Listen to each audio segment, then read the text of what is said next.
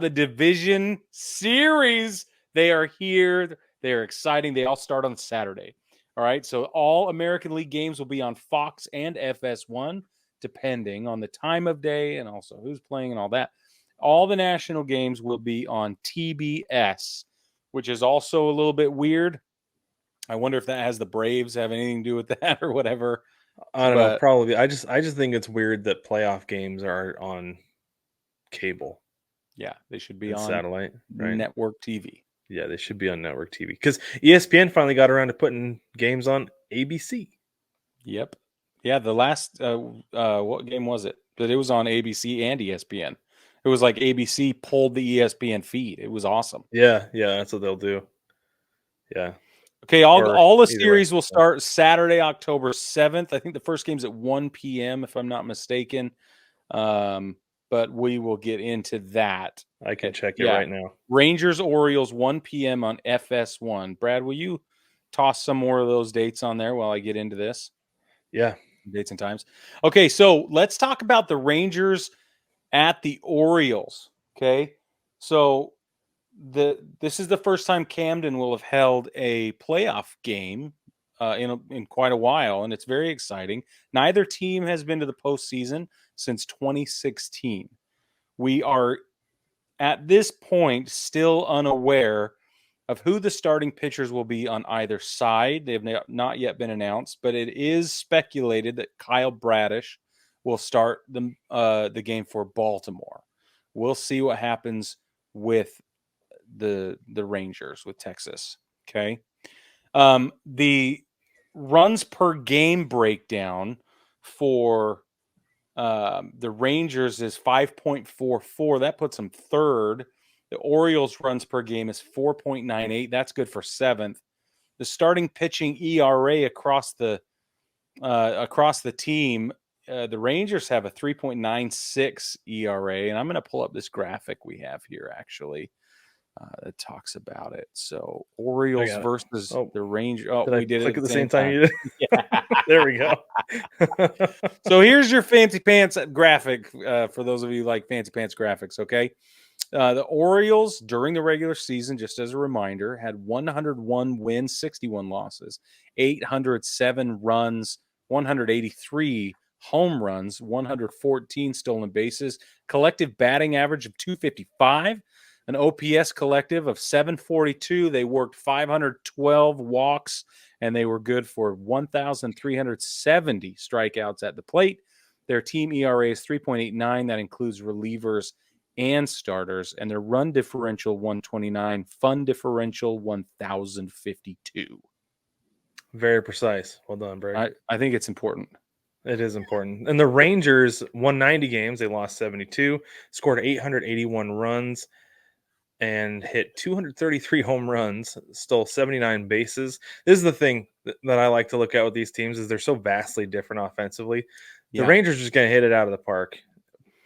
But the Orioles are going to be like Novocaine, and they're just going to keep applying. And it's eventually going to work, right? That's right. Just like on Remember the Titans. Anyway, Yeah. the Rangers collected batting average of 263, OPS of 790, drew 599 walks, and struck out 1,416 times. Another stark difference there between these two teams. Yeah. Orioles are not going to strike you out. And this is the problem. I think this is going to be a problem for the Rangers right here. That collective ERA of 4.28 and having to start with their third starter in their rotation against the Orioles. Exactly. That's exactly right. The Orioles have a huge advantage here. And then run differential plus 165. It blows my mind that it's still that high after losing as many games as they did in September and the way that they did. Well, that's how good they were through, Early. the dog days. Yeah. It was especially in that June time period, June, July, before the All-Star break, it was really, they were really good. And then in August, they were scorchers. So it was just that last little bit in September that they took a dive. But well, no, it was August because when the Mariners were surging, the Rangers were not. The Rangers were losing games, and that's why the Mariners were able to close the gap and be in first place September 1st. You're right. That was in August, September, they were really not good. But yeah, like you said, that's how good they were early. Right. And I wonder, and I want your opinion on this. Do you think they'll be that good going into the playoffs. I don't know. It's hard to tell who this team is going to be because they hit the Rays well, but the Rays also have not been themselves, Right. right? Yep. Their defense was bad, straight Yeah. up bad against the Rangers. The pitching just was not great. I still don't know which Rangers team is going to show up to Right. the And division series. we wanted a litmus test with Tampa Bay, but we didn't get one because it was so skewed. It feels like so we don't It know really what we're was going to skewed. get. So wonky. Let's move over to the other American League Division series, the Twins versus the Houston Astros. This is going to be Saturday, 4:45 Eastern Time. Now, the Houston Astros throughout the season, 90 wins, 72 losses, 827 runs, 222 homers. They stole 107 bags, collective batting average 259, collective OPS 768. They worked 550 walks, 1,241 strikeouts at the plate. Team ERA 3.94, run differential 129, fun differential minus 70. You should put that on the graphic next time. I should. I really should. I'm just spitballing these fun But differentials. the Twins were 87 and 75, scored 746 runs, hit 188 home runs. Yeah. A team that has set the record for home runs in regular season. Well, before this year. In the past, yeah. Yeah. They don't hit a lot of them anymore. Don't steal a lot of bases either. 99 stolen bases, 256 collective batting average, 746 OPS, 550 walks as well. That's fascinating.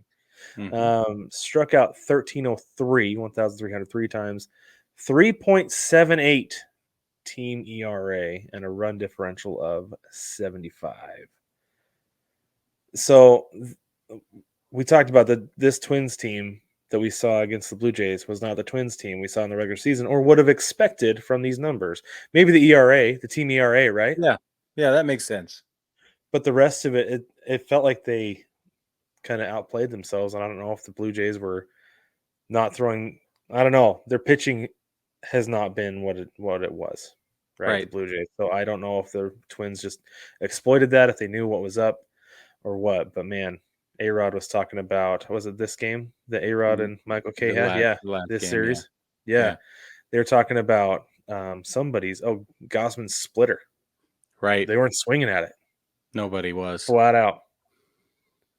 So, and he was. Well, and he's did like, you I'm not see saying Sonny anything Gray? nefarious. Well, Yeah. A-Rod was like, I'm not saying anything nefarious, but he might be tipping his pitches, and if that's what's Yeah. going on, you're not gonna stand a chance in the playoffs. It's true. Did you see Sonny Gray's backdoor breaking ball though? Oh, Like yeah. it was just unbelievable. I was like, it was money. I turned it on. I was probably a little bit late. I was like middle of the first inning or whatever, bottom of the first. And I turned it on and I watched that thing slide in. And I went, "Whoo! Holy crap, did you guys see that?" And everybody was like, "What happened? What? Yeah. Are you okay?" And I'm like, Everybody in the "That house. was amazing." I think Yeah, the he was TV dealing. Came He was on dealing. with the wind up, and I was like, "Holy crap!" All right, he was dealing. So, yeah. Anyway, the point is, what I want to say about this, as far as like analysis and preparation, is that with the way the Houston Astros sort of tailed off at the end of the season, it also is going to be interesting to see how the Twins, who are playing out of their minds as of the last couple of days, are going to go up matched up against Houston, who has all the potential, all the power, all the capability, all the experience, everything you'd ever hope for, they've got. But the Twins showed us a whole new thing. And so I don't know what to expect at this point. I don't know. Well, and the Astros have the benefit of the advantage here as far as the pitching staff goes. They can go 1-2 right out of the chute, and that's going to be a huge advantage for them. I agree. So, because once you get to 3, 4, 5 for the Astros, it's not as good. Right. So, if the Twins can steal one in Houston, which is what you want to do anyway, I think they'd have a legitimate shot. But if they don't take one in Houston, then it's going to be tough. It'll be really, really tough. Yeah. All right, let's go move on to the Phillies. They're going to play the Braves. They're going to have a interesting weekend. And I hope it's not as dramatic as we're making it sound. Like, we just for the Right. I record, would we love to have a want good series. I competitive just don't think baseball. it's going to be one. I Right. mean, I just it's think all it's worth. relative, right? We need But to alibi that because we want competitive baseball.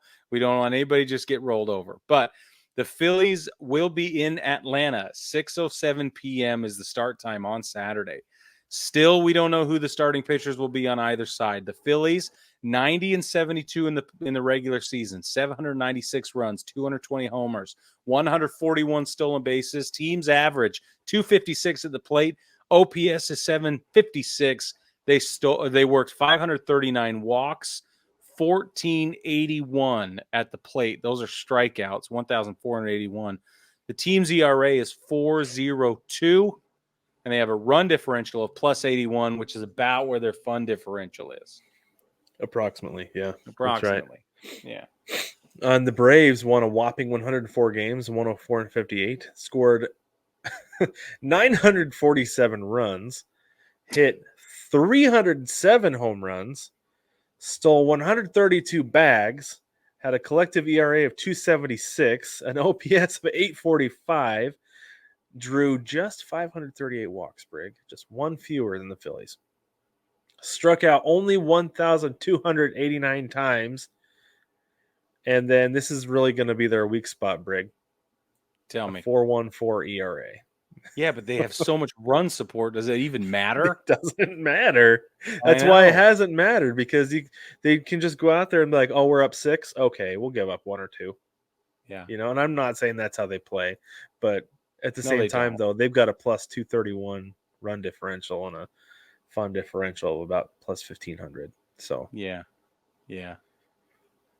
I just looked it up because I was curious. The 947 runs in the regular season by this year's Braves. And I wanted to know, what is the record for runs produced in a single season by any team? It turns out it's the 1894 Boston Bean Eaters. They had 1,220. So then let's move it into the, a little more era. recent. Yeah, the modern era. We have to go to 1931 to get to the modern era. And that's the New York Yankees 31 team. They had 1,067 runs. They also occupy the three places in a row. One in 31, 36, and 30, 1,067, 65, and 1,062. There, boom, boom, boom, boom. It's just interesting, but lest we forget about the Boston Bean Eaters, Brig. Right. The Phillies are on there, but it's 1895, and they're at 1,068 total. So just they're also. I don't think there's anybody from that roster playing this year for the Phillies. So. But you never know. Okay, maybe that's how the Fanatic got there. Maybe he's just reincarnated over and over.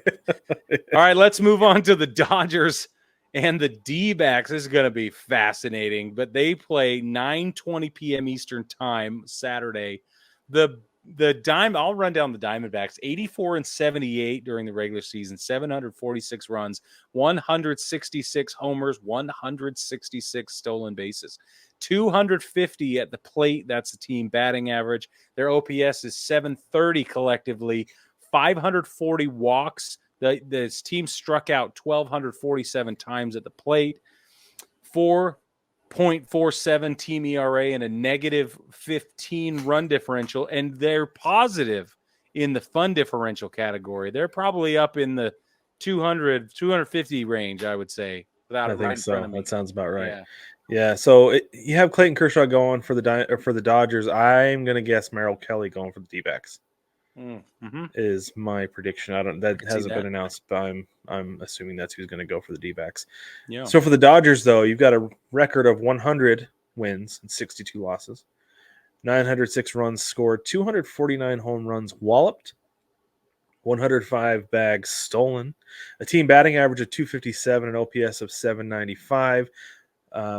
Drawn 644 walks, struck out 1,359 times, a collective team ERA of 4.06, 207 run differential, negative 75 fun differential. Yeah, you right. I've never seen a team make winning look less fun. It's very business-like. Yes, taking care of business. And I'm a Yankees fan, so that is saying a whole lot. Okay. Yeah, you're right. You're right there Oh for man, sure. that's so funny. Well, so we haven't seen the Dodgers play this postseason.